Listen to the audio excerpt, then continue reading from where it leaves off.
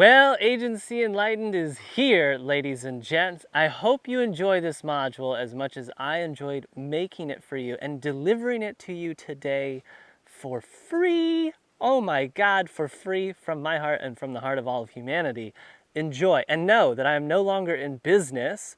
I've sold pretty much all my equity in Better AMS. I'm now an inactive partner who holds a minor stake, and that is official, signed on the dot. Wow, 7 or 8 years of running and that thing and starting it, and I am out, ladies and gents. It feels fantastic, and I pray that all of you who are going on this journey are served well by the content in Agency Enlightened, and that it helps you reach a point where you have financial freedom and that you can live in the middle of the jungle and hold this tripod thingy with a straw hat and talk about whatever you want to talk about, okay? So enjoy this module, and know also that there's a link in the description for accessing the resources and the action items that you need to, complete whatever the module is. It's all there, it's all free.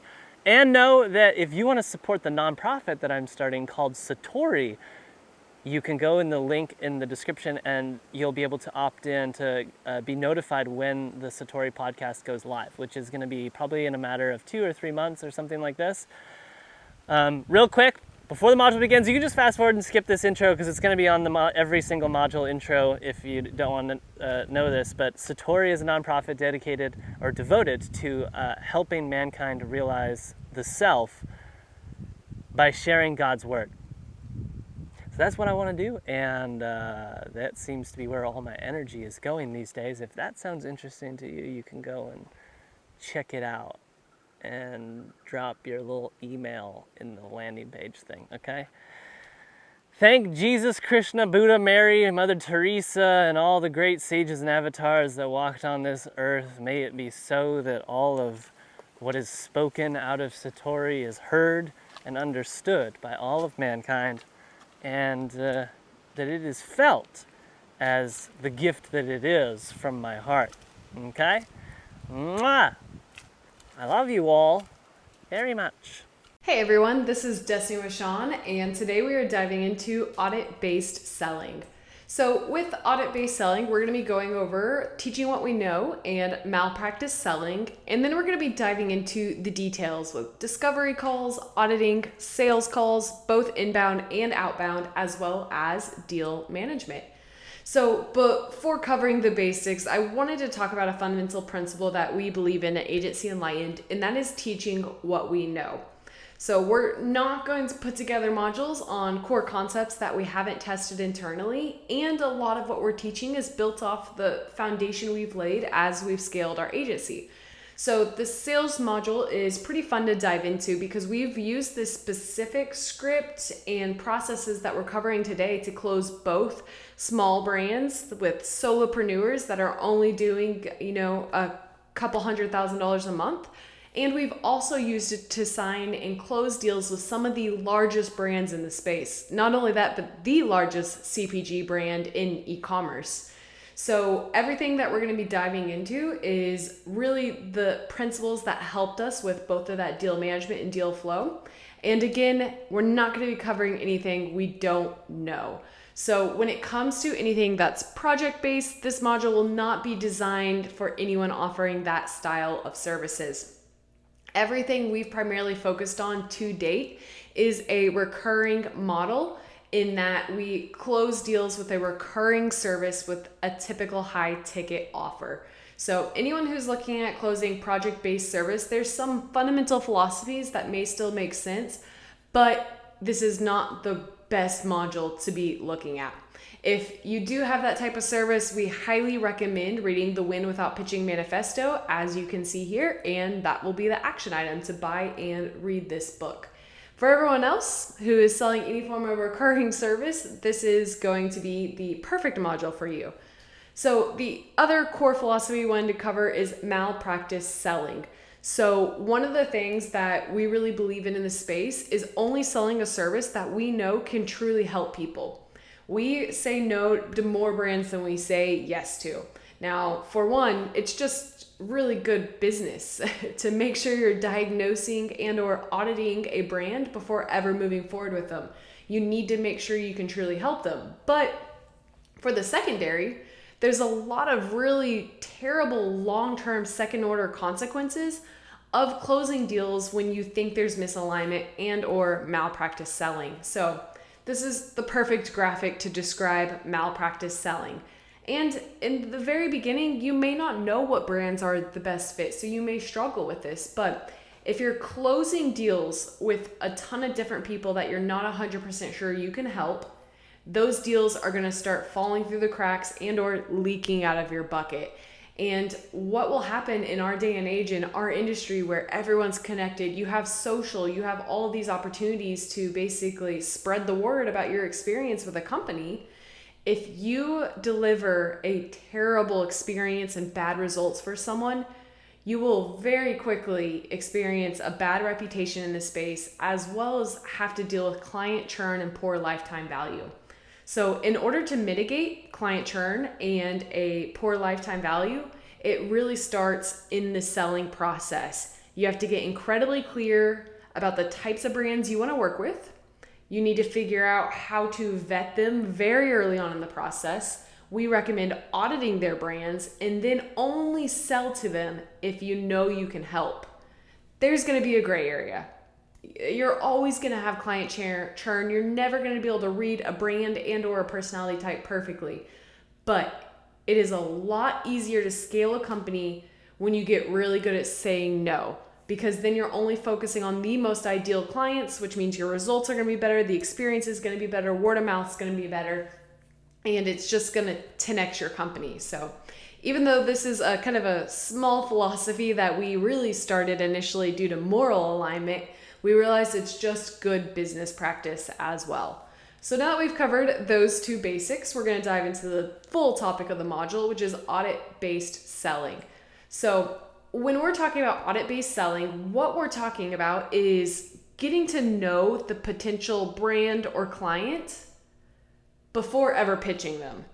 And when we say getting to know them, it's hopping on a call, making sure they're the right fit for us, understanding their KPIs, understanding how we need to sell to them, and then in the middle ground, running an audit on their brand, which is going to be making sure that they're a good fit from a KPI perspective. And then we're going to be hopping on a call because we know as much as possible about this brand, which is going to make our sales process 10 times easier because we're already providing so much value. Why? Because when you do audit-based selling, you're increasing the likelihood of closing the deal. The client already knows that you're a good fit and you've provided them a ton of value, so they're going to be much more likely to close.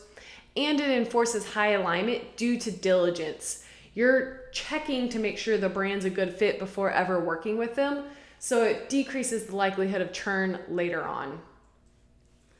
Now, here's a quick screenshot of our actual system and process built out into Notion on how we manage audit-based selling. So 90% of our business currently is inbound due to our social presence.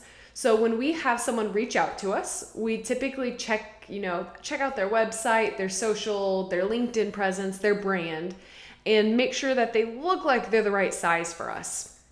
We then send them a social link, which is going to take them directly to our audit form, so that way they can fill out a form on our website, and you'll see a little bit of that later on. Once they fill out the form actually helps filter out whether or not they're a good fit based on their current MRR. Books a call on our calendar. The salesperson will take the call and basically do a little bit of due diligence to make sure, again, they understand the brand that they're about to hop on with.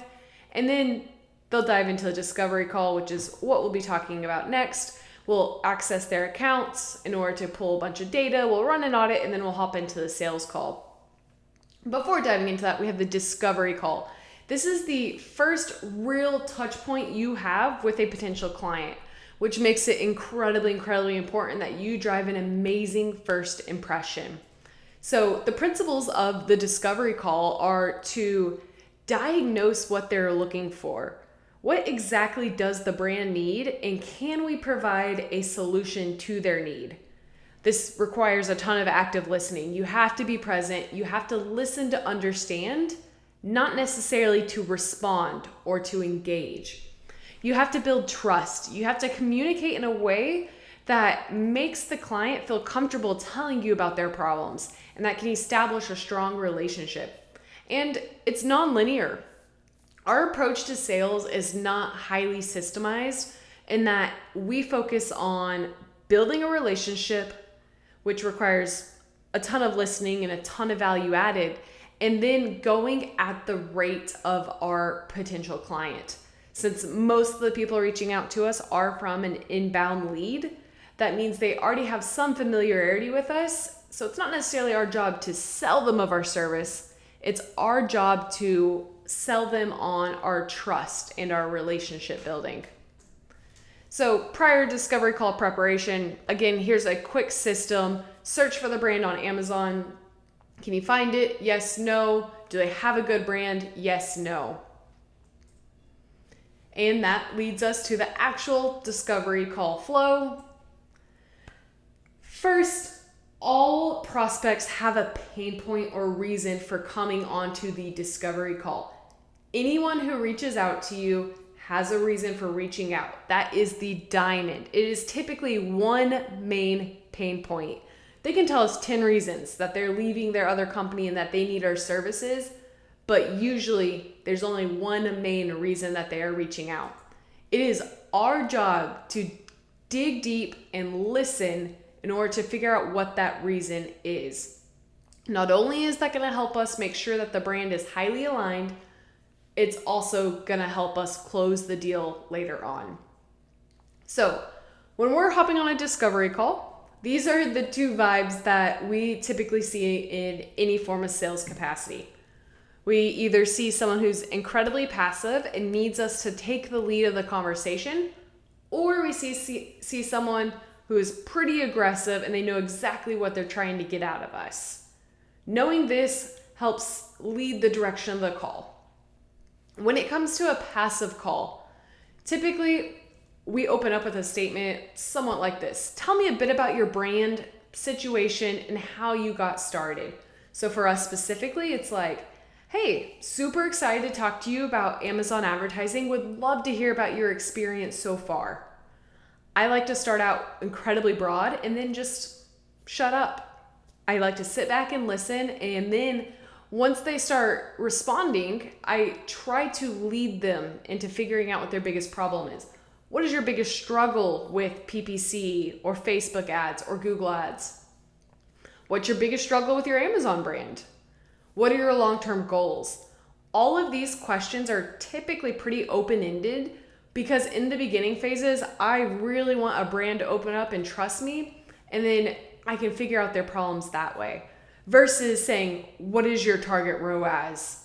Exactly what MRR metrics are you trying to hit? Those KPIs are obviously incredibly important when managing a brand, but they're very leading. And sometimes that's not exactly what a potential person's looking for. And that's what our job is, to listen and find out. There's slight discrepancies in these scripts because sometimes if you are doing an outbound call, you'll need to reference specifically what created the connection. So as you can see here, it's still a passive call, but we changed our opening script for an outbound sales call. Now, again, open-ended questions and active listening. Here are a few of the questions that, again, we recommend. Tell me a bit about your brand. How have you scaled to this point? What struggles have you had as an entrepreneur? What did you think of the video I sent you? All of these open questions are allowing the potential customer to really tell us exactly what they're looking for, instead of us asking leading questions and trying to direct them in a manner that basically causes misalignment. Now, the second part of the script is for anyone who's a little bit more aggressive. This is typically when a prospect takes control and starts asking you questions. Now, when a prospect is asking you questions specifically, it takes a lot more work to understand the context of where their questions are coming from. So we always recommend firing back with other questions and digging deeper and deeper and deeper. Do not let them fully lead the conversation. You got to get them more comfortable with you, more relaxed, so that way they start telling you the real answers. So we did provide a little bit of a script of what this looks like. If a prospect takes control and starts asking you questions like, can you do better than my last agency? I get that all the time. I'm always like, well, I can't promise that, but we can try. What are the reasons you left your last agency? And they'll be like, well, communication was terrible. They were very reactive, never proactive. How can you do better? I'm like, well, we typically have this type of call cadence. We're in a Slack channel. What else are you looking for? And then we'll just continue that cycle of asking questions, as you can see here. So we can take their kind of broad problems and drill down to their exact pain point. Now, never just answer a question. Oftentimes you need to gain greater context to answer the question.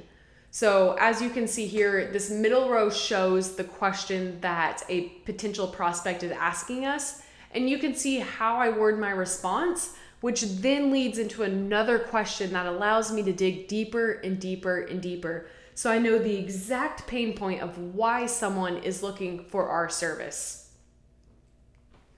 And sometimes prospects will be unaware of why they're interested in working with us. This happens a lot when you have a big social presence. They think they want to work with you because everyone else wants to work with you.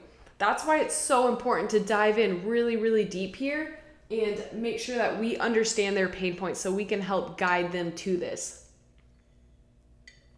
In this case, it's asking the questions that are maybe a little bit more specific. Why are you leaving your last agency? How come you don't want to manage in-house?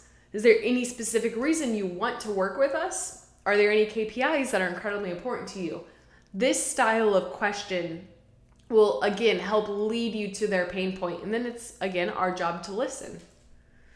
So if we're kind of summarizing this whole section, active listening, dig deeper and find the specific reason. Your goal should be to walk away with a discovery call knowing exactly what a certain brand or prospect is looking for before ever wanting to move forward with you.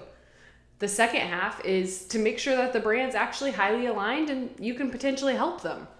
Now, I wanted to use this really broad example because it was one of the best ways that helped me understand why the discovery call is so important before you ever sell. So take the picture here and imagine this situation.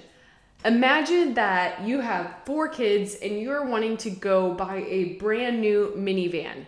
You need to have multiple seats, lots of space, and you basically walk up to the lot and the first thing the car salesman says is, "Look how amazing this sports car is. It is the fastest production car in history. It's the lowest priced ever. It's the best gas mileage, and we're going to save you $50,000.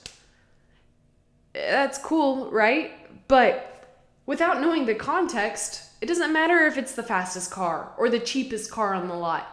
It does not have enough doors to support or enough seats to support 4 kids.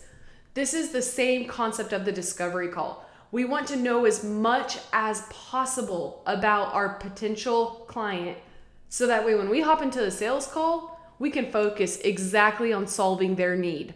A few other examples you can see here is, have you seen our shiny dashboard that has your data in all 12 colors?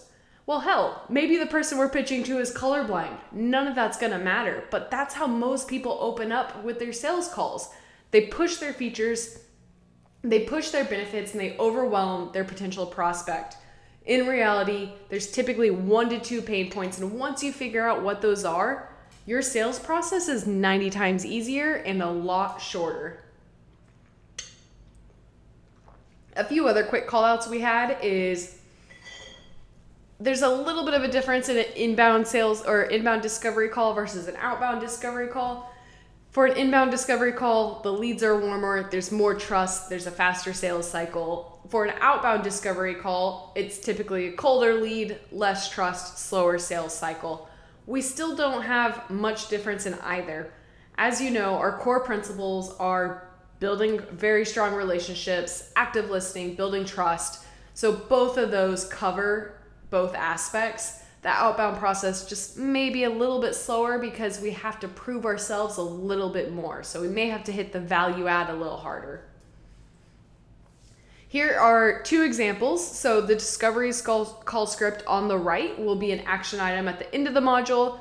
And then on the left-hand side, you can see our actual inbound discovery call script. I cannot say the words discovery call. And you can see exactly how we opened up the call and pushed a very nice flow to get the prospect very comfortable with giving us information. Again, this script is needs to be used in a non-linear fashion. You really need to just be able to react. Some prospects will hop into the call and tell you exactly what their problem is. They'll tell you they got burned by their last agency, they don't have a lot of trust, and you'll know exactly how to pitch to them. Other people will take a lot of time, and then you'll dig in deeper and realize that, hey, they're overwhelmed, they don't have enough time to manage this on their own, which means all you need to pitch is efficiency. So definitely use this as a high-level guide to sales and just focus on the main principles we discussed. Now, auditing. So auditing is probably one of the most important aspects to really help drive a successful, long relationship with your clients. Again, discovery call, everything we just talked about, audit, what we're going to dive into now, and then sales.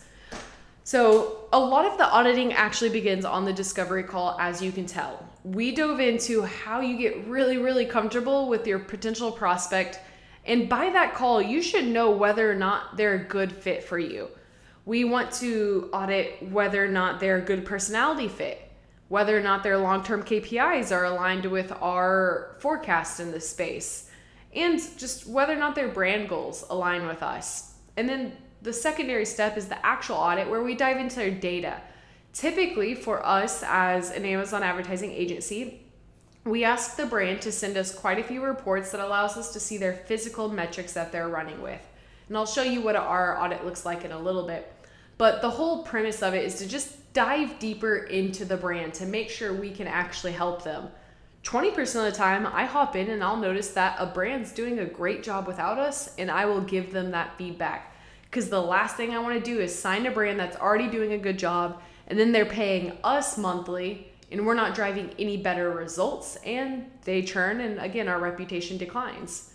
So when you're deciding on what to audit within a brand, you have to figure out what information is needed in order to determine the value your service can provide. Is it a forecast on improving ROAS? Is it a forecast on closing more leads for your potential prospect? Is it improving their conversion rate? All of those metrics are what you need to decide based on the value your service provides. Now here's a quick screenshot of our audit. As you can see, there's a few different metrics we look at here. We have an optimistic sales forecast. We look at ACOS and ROAS. Branded versus non-branded is important for us. Bleeding spend. All of these things are going to help me pitch a brand. Now, again, if a brand tells me their goals are only growth oriented, I'm not going to focus on bleeding spend too much. I'm going to focus on the sales forecast. If a prospect comes to me and says, hey, we're concerned that too much of our ad dollars are going to our brand name, I'm only going to focus on the fact that 30% of their sales are coming from the term Lego. These are the type of indicators you're going to find on the discovery call, confirm within the audit, and then pitch on the sales call. In the beginning, an audit does not need to be that complicated. It could be as simple as reflecting on the discovery call as mentioned, or getting a few of their reports and just putting together some form of analysis and forecast that you can show them on the call. As you start getting more comfortable figuring out your alignment with your brands, you'll understand the KPIs they care about most, and that will help you build out a stronger audit. Which leads us to the sales call. So funny enough, this is one of the shortest modules we have in this whole process. And the reason is a lot of the legwork is done with the discovery call and the audit. With the discovery call, you should be securing the relationship. With the audit, you should be making sure it's highly, highly aligned. And then on the sales call, all you're doing is taking the value from your audit and showing it to your prospect. One of the key calls I have is don't be afraid of giving them your secrets. I can tell a brand exactly how to improve their Amazon advertising presence, and they're probably still not going to do it. That's why they reached out to me in the first place. So I try to be as transparent and honest as possible, and I run the kind of understanding of, hey, I can tell them exactly what it needs to do. If they don't want to work with us, they'll walk away with that call with more value than they ever expected, and they will more than likely refer me more clients or come back and work with us down the road. That is the mentality I have going into these calls. I also want to reiterate, focus on what matters most. Do not pitch every shiny object your service provides. Figure out what that discovery call pain point was and primarily focus on that. In terms of the offer, once we feel as if we have provided the maximum amount of value, we present our offer. Really nothing complicated on that. I'm usually pretty upfront in the discovery call process of what our average pricing is. Again, I don't want to hide the pricing until later, because typically when you're doing mature brand B2B sales, you don't need to try to trick them with the psychology hack of, waiting until the very last second to pitch them the price. I actually would rather do the opposite. I would rather tell them my price in the beginning, so that way they know whether or not we're highly aligned with what they're looking for. I save time. They know what they're getting into. We do not force a close on the call usually either. I won't do a, hey, if you close now, I'll save you 15%. Anything like that typically causes a higher churn later on. And again, if my audit analysis is good, if we're only focusing on the highest, most aligned brands, the close is the easy part.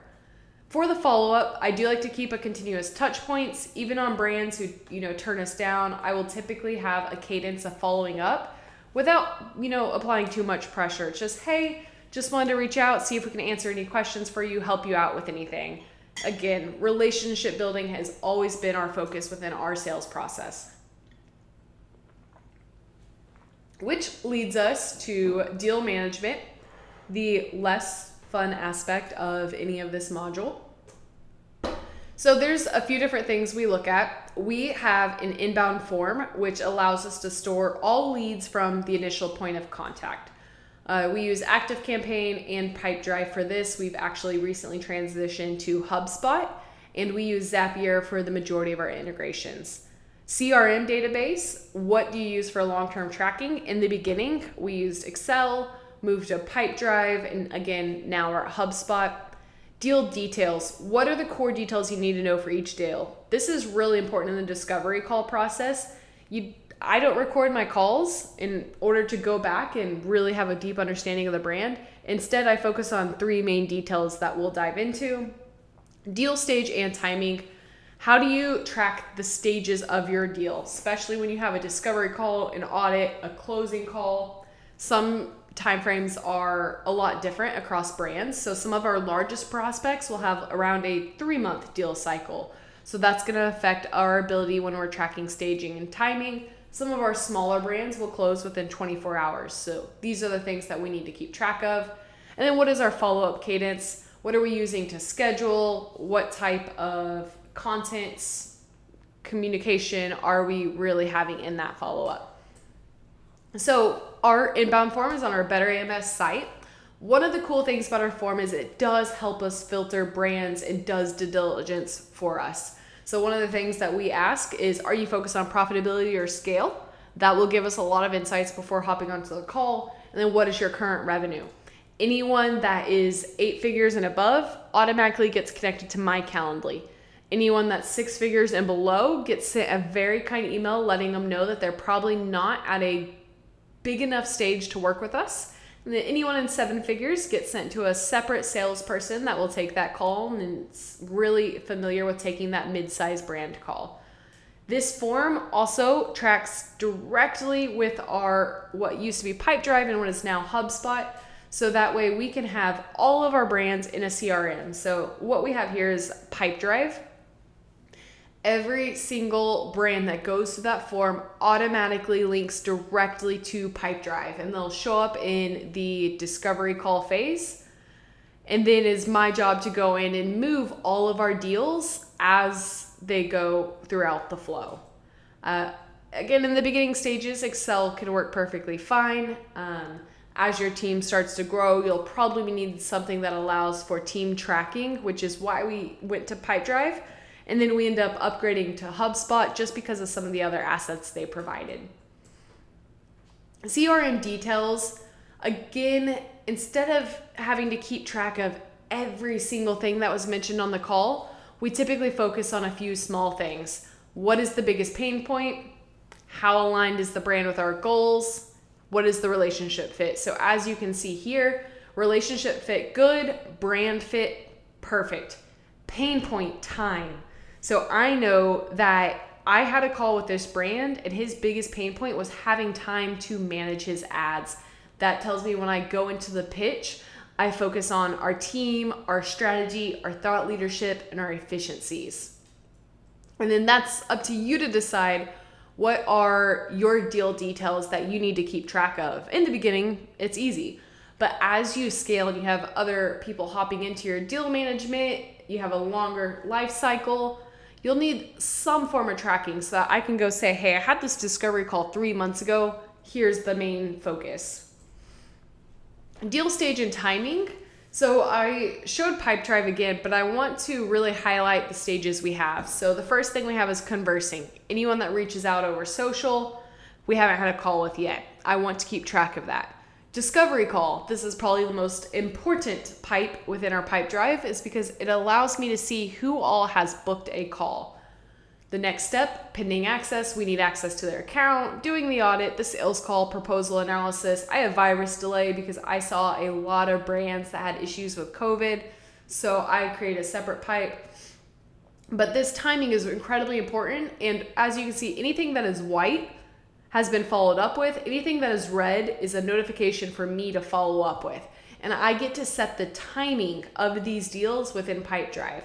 So within discovery call, it needs to be under 24 hours before I get access to their account. Takes 2 days to do an audit. I expect to do a sales call around 48 hours after the audit. Proposal analysis, I give the brand 5 to 7 days. So your timing is really important. And again, it just takes a lot of reps to get comfortable with that. Follow up, I switched to HubSpot real fast. That way you could see what that aesthetic looks like. In the beginning, I relied on Google Calendar. The moments I had a call with the brands, I would put a follow-up date directly on my calendar, and that would be the first task I would do every single morning.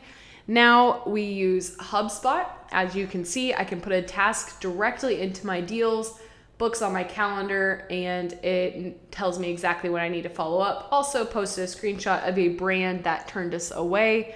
You can see how kind it was in the feedback they gave us. Even though they walked away from the deal, they said that they would like to work with us in the future. And I think that should be the end game for most brands in this industry. So our follow-up's not very aggressive. It's typically just a check-in, relationship building, and timing-wise, we use HubSpot tasks, Google Calendars, and a few other assets like that. So after all of this, action items, download the discovery call scripts, prepare for your disco call. What questions and KPIs are important for you? What do you want to focus on? What makes a brand highly aligned? That is your job to really get very clear on. And then how do you create your own audit system? We don't have a lot actually in the downloadable script here because this is super flexible. If you have different KPIs, focus on that. If you have case studies that you want to help align and use as an audit, definitely use that. But just get clear on how do you take any prospect and take them from I don't know them to I know exactly what they're looking for and here's how I can help them. That is the main goal of this whole segment. So if anyone has any very specific questions, feel free to hop on our call. Sales is such a variable depending on what you're selling, who you're working with, what your audience is. So would love to give any feedback on some of the other assets we have learned outside of our industry, but this is the core of it. So hopefully provided a lot of value and let's get to work. Thank you guys so much and see ya.